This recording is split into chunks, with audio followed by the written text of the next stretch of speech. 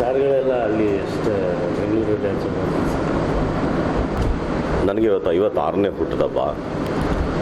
ನಾನು ಬಹುಶಃ ಏನೇನು ಇಲ್ಲದೇ ಇರುವಂಥ ದಿನದಿಂದನೂ ಕೂಡ 1980ರಿಂದನೂ ಕೂಡ ನಾನು ಮಂತ್ರಾಲಯದಲ್ಲಿ ಪ್ರತಿ ವರ್ಷ ಬರುವಂಥ ಪದ್ಧತಿಯನ್ನು ಇಟ್ಕೊಂಡಿದ್ದೀನಿ. ನನಗೆ ಮಂತ್ರಾಲಯ ಒಂದು ಮಠವಲ್ಲ, ಇದು ನನ್ನ ಮನೆ. ನಾನು ಅನನ್ಯವಾಗಿ ರಾಘವೇಂದ್ರ ಸ್ವಾಮಿಗಳ ಆಶೀರ್ವಾದದಿಂದ ಇದುವರೆಗೂ ಏನಾದರೂ ಆಗಿದ್ದೀನಿ ಅಂತ ಏನಾದರೂ ಅಂದ್ಕೊಂಡ್ರೆ ಅದಷ್ಟು ಕೂಡ ರಾಯರಿಗೆ ಸಮರ್ಪಣೆ. ನಾನು ಸುಮಾರು 49ನೇ ಬರ್ತಡೇವರೆಗೂ ಎಲ್ಲರಂತೆ ಮನೆಯಲ್ಲೇ ಮಾಡ್ಕೊತಿದ್ದೆ. ನನ್ನ 49ನೇ ಬರ್ತಡೇಗೆ ನಮ್ಮ ತಂದೆಯವರು ಕಾಲವಾದರು. ಅದಾದ ಮೇಲೆ ನನಗೆ ತಂದೆ ತಾಯಿ ಒಂದು ಬಳಗ ಎಲ್ಲ ರಾಘವೇಂದ್ರ ಸ್ವಾಮಿಗಳೇ. ನನಗೆ ತುಂಬ ಒಂದು ಸಂತೋಷ ಏನು ಅಂದರೆ, ಶ್ರೀಗಳ ಮಠ, ಶ್ರೀಗಳು ಮತ್ತು ನನ್ನ ಆತ್ಮೀಯ ಬಂಧುಗಳು ಏನಿಲ್ಲಿದ್ದಾರೆ ಅವರೆಲ್ಲರೂ ಕೂಡ ನನ್ನನ್ನು ಒಬ್ಬ ಒಡ ಹುಟ್ಟಿದ ರೀತಿ ಭಾವಿಸಿ ಹಾರಿಸಿ ಆಶೀರ್ವಾದ ಮಾಡ್ತಾರೆ. ನನಗೆ ಯಾವ ಪೂಜೆ ಮಾಡ್ತೀನೋ ಏನೋ ನನಗೆ ಅದು ಅಷ್ಟು ಮುಖ್ಯ ಅಲ್ಲ. ನನಗೆ ಬಂದು ರಾಯರ ಬೃಂದಾವನವನ್ನು ಪರಿಕ್ರಮ ಮಾಡಿಬಿಟ್ರೆ ನನ್ನ ಬದುಕು ಸಾರ್ಥಕ ಅನಿಸುತ್ತೆ. ಸೊ ಹಾಗಾಗಿ ನಾನು ಇವತ್ತು ಮಂತ್ರಾಲಯಕ್ಕೆ ಬಂದದ್ದು. ಪ್ರತಿ ವರ್ಷವೂ ಇಲ್ಲೇ ಬರುತ್ತೆ. ನನಗೆ ಹರಸಿದಂಥ ಬೆಳೆಸಿದಂಥ ಈ ನಾಡಿನ ಎಲ್ಲ ನನ್ನ ಕಲಾಬಂಧುಗಳಿಗೆ ಮತ್ತು ನನ್ನ ಮಾಧ್ಯಮದ ಮಿತ್ರರಿಗೆ ನನ್ನ ಹೃದಯದ ಅಂತರಾಳದಿಂದ ಧನ್ಯವಾದಗಳು, ನಮಸ್ಕಾರ. ನಿಮ್ಮ ಪ್ರೀತಿ ಆಶೀರ್ವಾದ ನಿರಂತರವಾಗಿ ನಮ್ಮ ಮೇಲೆ ಇರಲಿ.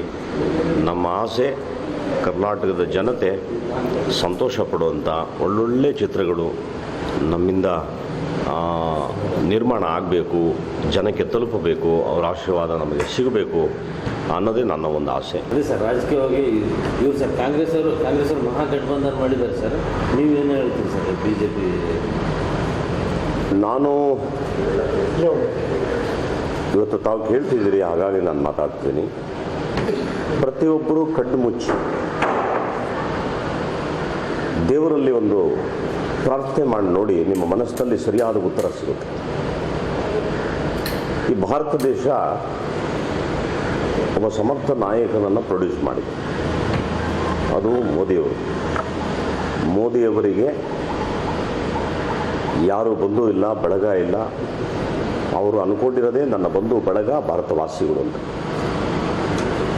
ನಾನು ನನ್ನ ವೈಯಕ್ತಿಕವಾಗಿ ನಾನು ಭಾರತೀಯ ಜನತಾ ಪಕ್ಷದ ಸಿದ್ಧಾಂತದಲ್ಲಿ ಇರೋವಂಥವನು, ಬೆಳೆದಂಥವನು. ನಾನು ಹೇಳೋದು ಒಂದೇ, ಎಲ್ಲರೂ ಕೂಡ ಭಾಳ ಜವಾಬ್ದಾರಿಯಾಗಿ, ನೆಮ್ಮದಿಯಾಗಿ, ಸಂತೋಷವಾಗಿ ನಾವು ಬಾಳಬೇಕು ಅನ್ನೋದು ಇತ್ತು ಅಂದರೆ ಒಬ್ಬ ಬಲಿಷ್ಠವಾದ ಯಜಮಾನ ಇರಲೇಬೇಕಾಗ್ತದೆ. ಆ ಯಜಮಾನನನ್ನು ಭಗವಂತನೇ ಕಳಿಸ್ಕೊಟ್ಟಿದ್ದಾರೆ, ಅದು ಮೋದಿಯವರು. ಮಹಾಗಠಬಂಧನ್ ಇತ್ಯಾದಿ ವಗೈರ ಎಲ್ಲವನ್ನ ನಾವು ನೋಡ್ತಾ ಇದ್ದೀವಿ. ಜನರು ಭಾಳ ಪ್ರಜ್ಞಾವಂತರಿದ್ದಾರೆ, ಬುದ್ಧಿವಂತರಿದ್ದಾರೆ. ಇವತ್ತು ಬಲಿಷ್ಠವಾದ ಮಾಧ್ಯಮ ನಮ್ಮ ಕೈನಲ್ಲಿದೆ, ಸೋಷಿಯಲ್ ಮೀಡಿಯಾ ಇದೆ. ಪ್ರತಿಯೊಬ್ಬರಿಗೂ ಅರ್ಥ ಆಗ್ತದೆ, ಬೇರೆಯವರು ಸ್ವಹಿತಾಸಕ್ತಿ, ತಾವು ಅಧಿಕಾರ ಬೇಕು, ಅಧಿಕಾರದಲ್ಲಿ ಉಳಿಬೇಕು ಅನ್ನೋದು ಮಾತ್ರ ಇದೆ ಈ ಘಟಬಂಧನ್ಗಳ ಹಣೆಬರಗಳು. ಆದರೆ ಮೋದಿಯವರು ಈ ರಾಷ್ಟ್ರ ಅಭಿವೃದ್ಧಿ ಆಗಬೇಕು, ಈ ರಾಷ್ಟ್ರ ಚೆನ್ನಾಗಿರಬೇಕು, ನಾವು ಭಾರತೀಯರು ಯಾರಿಗಿನ್ನ ಕಮ್ಮಿ ಇಲ್ಲದೆ ಇರೋ ರೀತಿ ಒಂದು ಡೆವಲಪ್ಮೆಂಟ್ ಇಂಡಿಯಾನ ನೋಡಬೇಕು ಅನ್ನೋ ಒಂದು ಪರಿಕಲ್ಪನೆ ಮೋದಿಯವರು. ಅದು ಎಲ್ರಿಗೂ ಗೊತ್ತಿದೆ. ಇವತ್ತು ಎಲ್ಲರೂ ಈ ರಾಜಕೀಯದ ಒಂದು ಹೋರಾಟದ ಬಾಗಿಲಲ್ಲಿ ನಿಂತಿರಬೇಕಾದ್ರೆ ಅವರ ವಿಚಾರಧಾರೆಗಳನ್ನ ಸಮರ್ಥಿಸ್ಕೋಬೋದು. ಬಟ್ ನಾನು ನಿಸ್ವಾರ್ಥತೆಯಿಂದ ಹೇಳೋದಿಷ್ಟೇ, ಈ ದೇಶ ಸುಭಿಕ್ಷವಾಗಿರಬೇಕು, ಚೆನ್ನಾಗಿರಬೇಕು ಅಂತ ಅದು ಮೋದಿ ಅಂತ ಮಹನೀಯನ ಕೈಗೆ ಈ ದೇಶ ಕೊಟ್ಟರೆ ಮಾತ್ರ ಸಾಧ್ಯ. ತುಂಬ ಜನ ಮಾತಾಡಿದ್ದಾರೆ, ಅವರು ಇಡೀ ವಿಶ್ವ ಸುತ್ತುತ್ತಾರೆ ಅಂತ ಹೇಳ್ತಾನೆ ಇದ್ದಾರೆ. ತಾವೆಲ್ಲರೂ ಗಮನಿಸಿ, ವಿಶ್ವ ಅವರು ಸುತ್ತಿದ್ರಿಂದ ನಮ್ಮ ದೇಶಕ್ಕೆ ಸಿಕ್ಕದಂಥ ಒಂದು ಗೌರವ ಮನ್ನಣೆ ಏನು ಅಂದರೆ, ಇದುವರೆಗೂ ಇದ್ದಂಥ ಭಾರತ ಯಾವುದೇ ಒಂದು ಸಣ್ಣ ಆಕ್ರಮಣ ನಡೆದರೂ ಕೂಡ ಯಾವ ದೇಶವೂ ಭಾರತದ ಪರವಾಗಿ ನಿಲ್ತಾ ಇರಲಿಲ್ಲ. ಆದರೆ ಇವತ್ತು ಪಾಕಿಸ್ತಾನ ಏನು ಪುಲ್ವಾಮಲ್ಲಿ ಅಟ್ಯಾಕ್ ಮಾಡಿದ್ರು, ಅದಾಗಿದ ತಕ್ಷಣ ತಾವೆಲ್ಲ ಗಮನಿಸಿರ್ಬೋದು, ಇಡೀ ಅಂತಾರಾಷ್ಟ್ರೀಯ ಮಟ್ಟ UN ಎಕ್ಸೆಪ್ಟ್ ಚೈನಾ ಒಂದು ಬಿಟ್ಟು ಮಿಕ್ಕದವರು ಎಲ್ಲರೂ ಕೂಡ ಇವತ್ತು ಭಾರತದ ಪರವಾಗಿ ನಿಂತಿದ್ದಾರೆ. ಇದು ಮೋದಿಯವರು ಬೆಸೆದಂಥ ಒಂದು ಒಳ್ಳೆಯ ಅದ್ಭುತವಾದಂಥ ನೀತಿ. ಮತ್ತು ವಿಶ್ವಸಂಸ್ಥೆಯಲ್ಲಿ ಭಾರತದ ಪರವಾಗಿ ಅವರು ತಾಳದಂಥ ಗಟ್ಟಿ ನಿಲುವು. ಭಯೋತ್ಪಾದನೆ ನಿರ್ಮೂಲನೆ ಆಗಬೇಕು, ಪ್ರತಿ ರಾಷ್ಟ್ರವೂ ಚೆನ್ನಾಗಿ ಡೆವಲಪ್ಮೆಂಟ್ ಆಗಬೇಕು, ಈ ಭಯೋತ್ಪಾದನೆಯನ್ನು ಪಿಡುಗನ್ನ ಕಿತ್ತಾಕಬೇಕು ಅಂದರೆ ಅದು ತಾವೆಲ್ಲರೂ ಕೈ ಜೋಡಿಸ್ಬೇಕು ಅಂದಾಗ ಇಡೀ ವಿಶ್ವ ನಮ್ಮ ಜೊತೆ ಇದೆ ಎಕ್ಸೆಪ್ಟ್ ಚೈನಾ. ಯಾಕೆ ಚೈನಾ ನಮ್ಮ ಜೊತೆ ಇಲ್ಲ ಅಂದರೆ ಅವರಿಗೆ ಪಕ್ಕದಲ್ಲಿ ಪಾಕಿಸ್ತಾನವನ್ನು ಇಟ್ಕೊಂಡು ನಮ್ಮ ಮೇಲೆ ಆಕ್ರಮಣ ಮಾಡಿಸಿ ನಮಗೆ ಟೆನ್ಷನ್ ಕೊಟ್ಟು ಅವ್ರು ಬೇಳೆ ಬೇಯಿಸ್ಕೋಬೇಕು ಅಂತ. ನೀವು ಯೋಚನೆ ಮಾಡಿ, ಮೋದಿ ಇಲ್ಲದೆ ಹೋಗಿದ್ರೆ ಇವತ್ತು ಕಾಂಪ್ರಮೈಸ್ ಯಾರೂ ಆಗ್ತಾ ಇರಲಿಲ್ಲ, ಎಲ್ಲರೂ ನಮ್ಮ ಮೇಲೆ ಮುಗಿಬಿದ್ದು ಬರ್ತಾಯಿದ್ವಿ. ನಾವು ನೋಡಿದ್ದೀವಿ ಇವತ್ತು ದೇಶ ಕಾಯೋ ಮೋದಿಯವರನ್ನು ಚೋರ್ ಅಂತ ಕರೆಯೋ ಜನ ಇವತ್ತು ಅದೇ ಭಯೋತ್ಪಾದಕರನ್ನು ಜಿ ಹುಜೂರ್ ಅನ್ನೋ ಥರ ಇವತ್ತು ಮಾತಾಡ್ತಿದ್ದಾರೆ ಅಂದಮೇಲೆ ಇಂಥ ಜನಗಳ ಕೈಗೆ ದೇಶ ಕೊಟ್ಟರೆ ಜಿ ಹುಜೂರ್ ಅಂತ ನಮ್ಮ ದೇಶ ಮಂಡಿ ಊರಿ ಬೇರೆಯವ್ರ ಮುಂದೆ ಕೂತ್ಕೊಳಂತೆ. ಆದರೆ ಮೋದಿ ಮುಂದೆ ನಿಂತ್ಕೊಂಡ್ರೆ ಯಾರೂ ಕೂಡ ಉಸಿರಾಡೋಕ್ಕಾಗೋದಿಲ್ಲ.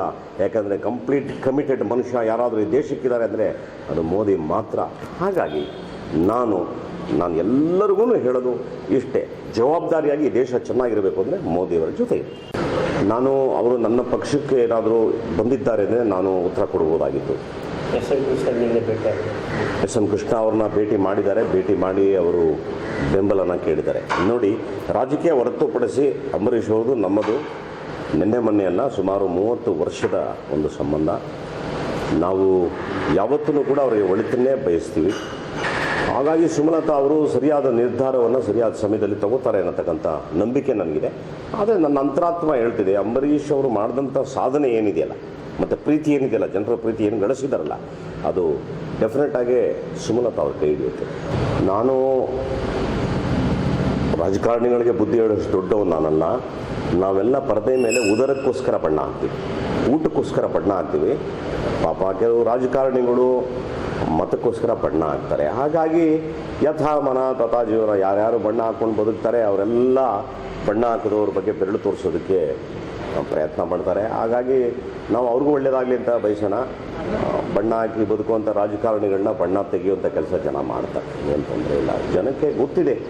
ನೋಡಿ, ಒಂದು ಕಾಲ ಇತ್ತು, ಅರಳಿ ಮರದ ಕೆಳಗಡೆ ನಿಂತ್ಕೊಂಡ್ಬಿಟ್ಟು ನಾಟಕ ಮಾಡಿದ್ರೆ ನಂಬುವಂಥ ಒಂದು ಕಾಲ ಇತ್ತು. ಇವತ್ತು ಅಂಗೈಯಲ್ಲೇ ಇಡೀ ವಿಶ್ವ ಇದೆ ಸೋಷಿಯಲ್ ಮೀಡಿಯಾನಲ್ಲಿ, ಮತ್ತು ತಮ್ಮ ಮಾಧ್ಯಮ ಇದೆ. ಒಂದು ಸಣ್ಣ ತಪ್ಪನ್ನು ನಾವು ಮಾಡಿದ್ರೂ ಕೂಡ ಇಡೀ ಜನತೆ ಅದನ್ನು ಲೆಕ್ಕ ಹಾಕ್ತಾರೆ. ಅವರು ಸರಿಯಾಗಿ ತೂಗಿ ಅಳೆದು ನಿರ್ಣಯಗಳನ್ನ ಕೊಡ್ತಾರೆ. ಅಷ್ಟು ಸುಲಭವಾಗಿಲ್ಲ. ರಾಜಕಾರಣಿಗಳಿಗೆ ಅಷ್ಟು ಮಾನ ಮರ್ಯಾದೆ ಇದೆ ಅಂತ ಅನ್ಕೊಳೋದು ಬೇಡ, ನಾವೆಲ್ಲ ಕೆಡಿಸ್ಕೊಂಡಿದ್ದೀವಿ. ಆದರೆ ಅದರಲ್ಲಿ ಯಾರು ಇರೋದ್ರಲ್ಲಿ ಉತ್ತಮರು ಅಂತ ಜನ ನಿರ್ಣಯ ಮಾಡ್ತಾರೆ.